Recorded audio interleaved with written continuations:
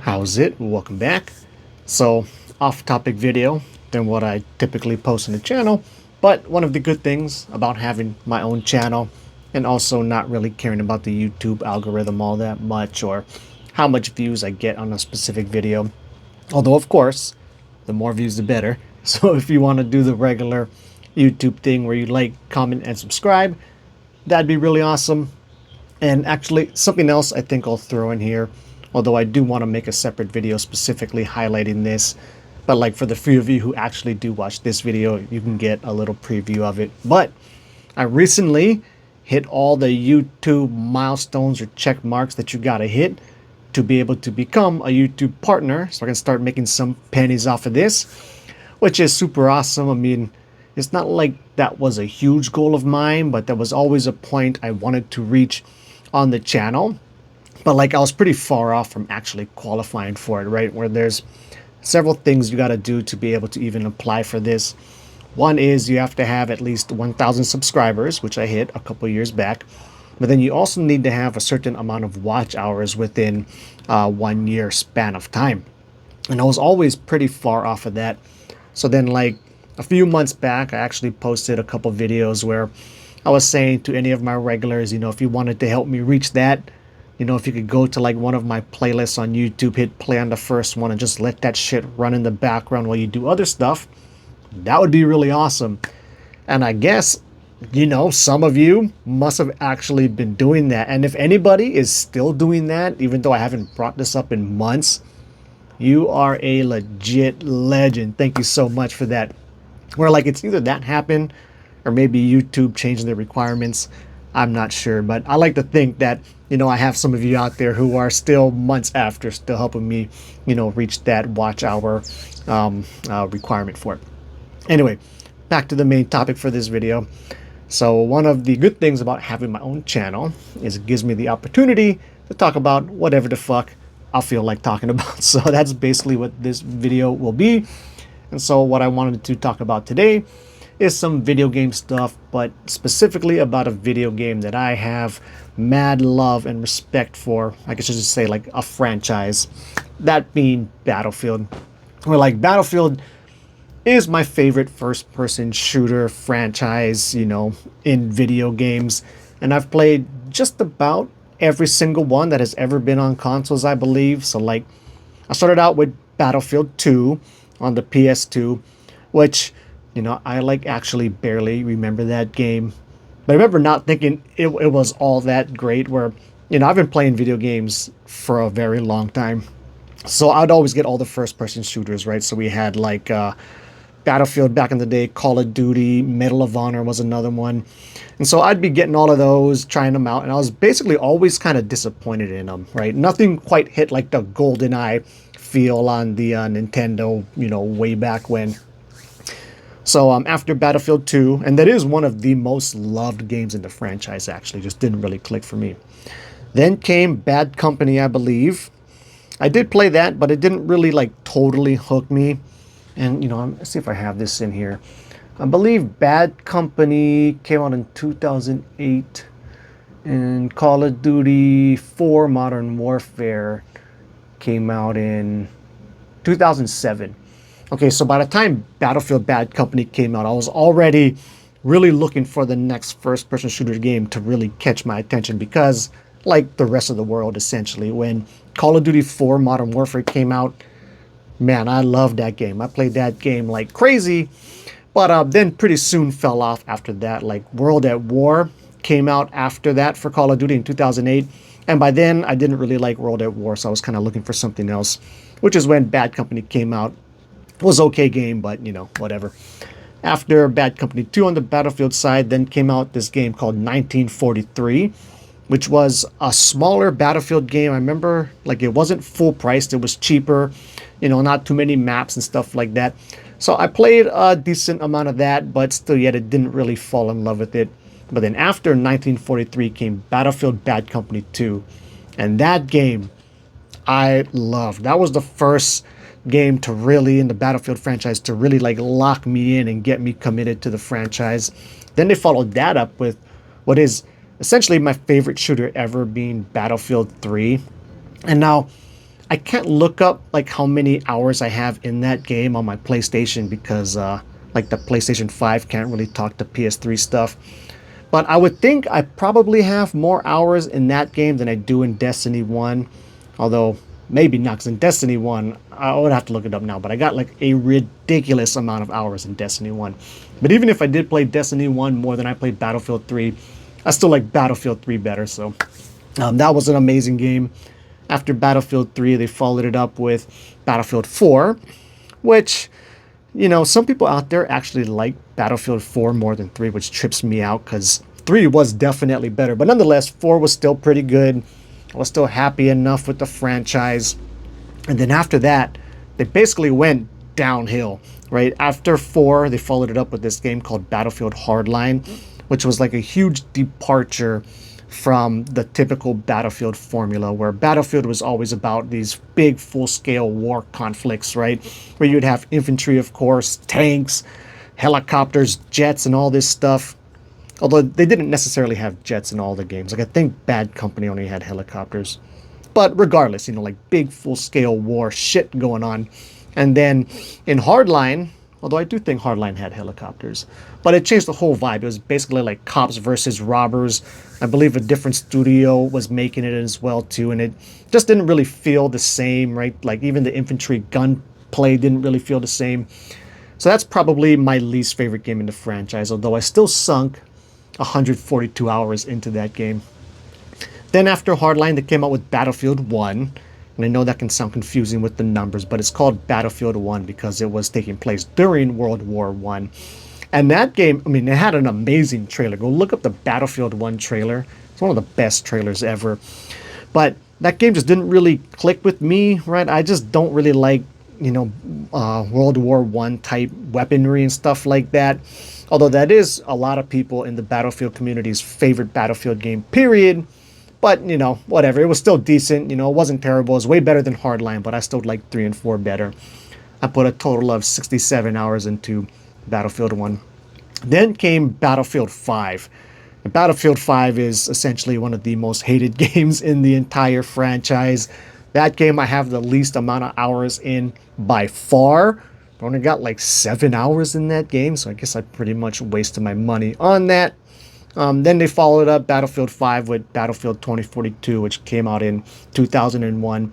And I had such high hopes for 2042, you know, especially with me not liking these older generation weaponry. I was like, you know, kind of slight future 2042. You know, I was vibing with that. I was really hyped for it, but then they made some really stupid ass decisions with it, where they changed like the whole class system, which is like a fundamental part of Battlefield, and that's really what essentially differentiates it from Call of Duty, where like in the Battlefield games you have characters on the team that play specific roles. So you have like the guy who can drop med kits and revive people, the guy who can drop ammo, you know, the guy who's specifically there to take out tanks and enemy vehicles and also repair your team's vehicles. And then you have your recon or sniper dude that can spot people, put in spawn beacons and things like that. But then in 2042, because I think they were trying to go more like the hero shooter route, they got rid of all that shit. Not to mention the maps were terrible, right? Had all these other different launch issues. And then a couple years after, I think it was maybe like a couple years legit. I think it was maybe like 2023. Then for 2042, they actually put back in the class system and things like that. And actually, I hopped back into 2042 here recently once the Battlefield 6 beta ended. And it's not terrible, you know, but nonetheless, Battlefield 2042 kind of does suck. I put 88 hours into that one. And then that brings us up to current day for Battlefield 6. It's the new game coming out on October 10th. They just had 2 weekends in a row where they had an open beta for people to play and test in. And I love it. It is so damn good. I put 22 hours in within those 2 weekends. And they've even said, like, as they were talking about Battlefield 6, that they really are thinking of it as like the spiritual successor to Battlefield 3 and 4. And man, I think they hit it on the head. Like the gunplay feels good. Now, this might be just my nostalgia talking. In my head, I still think of, at least for like the gunplay part, Battlefield 3 feeling better. But to me, nonetheless, and I did re-download Battlefield 4, the gunplay in Battlefield 6 definitely feels better. And it is obviously super important, which my dog's dreaming if you can hear her, which is, a really key point in a first-person shooter. And this actually is like one area where Call of Duty, I think, still has them beat, because Battlefield and Call of Duty, they've been beefing, since the very beginning, right? Always kind of going for who's going to be the king of the FPS genre. And Call of Duty essentially has always won, right? But like back in the Battlefield 3 days, which what Call of Duty game was coming out against that? So that's 2011. So that was Modern Warfare 3. And so I used to run this blog page that I think was on oneup.com. It's like this old video game website. I forget, it used to be on a lot of different video game websites, but I used to run like this Battlefield group on there. And, we would meet up there to talk about the game, form different clans, and then also talk shit about Call of Duty. And there used to be this saying that was really popular in like 2011, PTFO, which stood for Play the Fucking Objective, because all these Call of Duty guys would come into Battlefield and they'd be playing Battlefield as if it was like Call of Duty, where in Call of Duty, essentially the only thing that you really want to have is like a good kill-death ratio. But in Battlefield, even if you have no gun skill and you kind of suck, there's still a lot of ways to help your team. Like you could just focus on reviving people, dropping med kits, resupplying, spotting people if you're a sniper, capping flags and objectives, where there is team deathmatch in Battlefield, but that's like not one of the more popular game modes. They have other game modes where you got to like capture these flags and do all this stuff. So even if you don't have the best shooting, you can still help your team out a lot. But then you would have all these Call of Duty guys coming in, and they just would not be playing the objective. They would just try to go straight for the kill death ratio. You'd be on their squad. You're over there dying. They could revive you, but they're not even concerned about that shit at all. They're just trying to find the next bad guy to kill and waste one of the tickets and all this shit. And then a funny side story about that is I used to have a personalized license plate, and I made my personalized license plate PTFO. And so people would always ask me, like, what the hell does that mean? But the funniest example of this is my dad asked me that one day. And then this is right around the time when we were having our first kid. And so my dad's like, oh, what does PTFO mean? And I was like, oh, I don't know. Why don't you guess? And you know what he said? He thought it stood for part-time father of. I was like, Pops, man, what the fuck? That is not at all what it means. It means play the fucking objective in this whole video game thing, but that was always pretty funny. Anyway, where am I here? So Call of Duty, Modern Warfare, they've been beefing. Battlefield's always been, Call of Duty and Battlefield always been beefing. Battlefield's always been losing. But for this year in particular, there's a lot of hype behind Battlefield 6, and the next Call of Duty game is Black Ops 7, and they just had their reveal for it a couple days back. And man, like, the hype for Battlefield 6 is through the roof, and the hype for Black Ops 7 is like in the dumps. So I still doubt this would happen, but this could be the first time ever where Battlefield could actually, dethrone Call of Duty and potentially even sell more copies. Now, I doubt that will happen, but I can keep my fingers crossed. If that does happen, that would make my, 2011 self very, very happy. Although, honestly, I will probably play both games. I mean, I have Xbox Game Pass. So I can essentially get Black Ops 7 for free.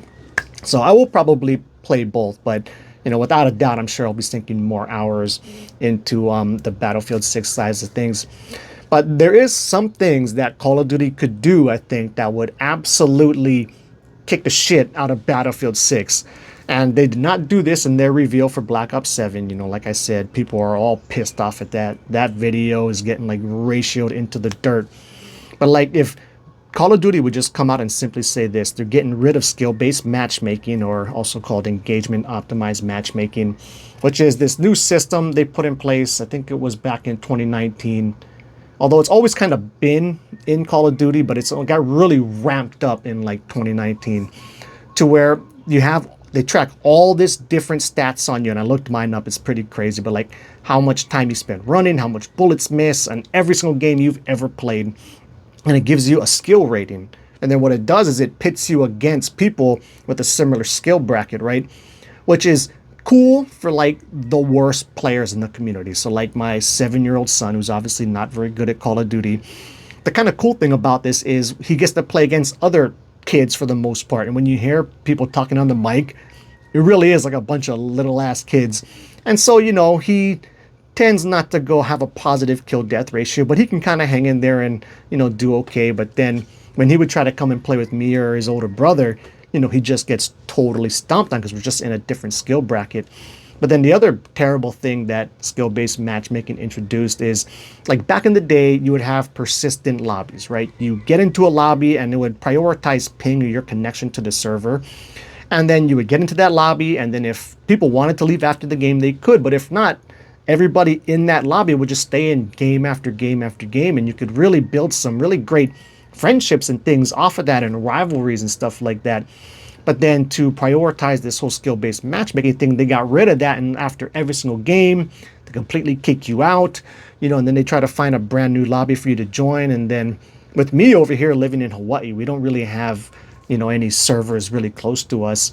So like, you know, we'll be getting matched up on in games where like my connection is terrible, and having a bad connection for such a fast-paced game like Call of Duty is hugely detrimental, right? And so yeah, that part sucks. So if Call of Duty would just come out and say they're getting rid of skill-based matchmaking and putting back in persistent lobbies, you know, even if people don't like the Beavis and Butthead skins that they put in Call of Duty now and American Dad bullshit, you know, if they just announce those two things, I think that would cook Battlefield for sure.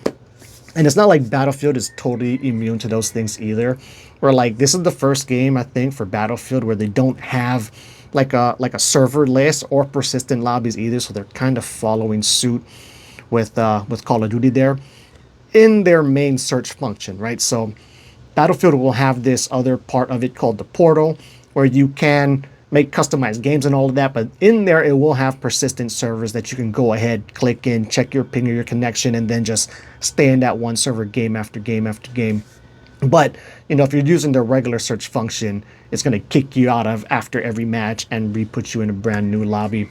But one of the cool things about this whole persistent lobby stuff is back in 2011 when I was playing a whole bunch of Battlefield 3, I made a lot of different friends, you know, in the community. And then also another cool thing is because Battlefield prioritizes connection over your skill, but I think it does still track skill to some degree.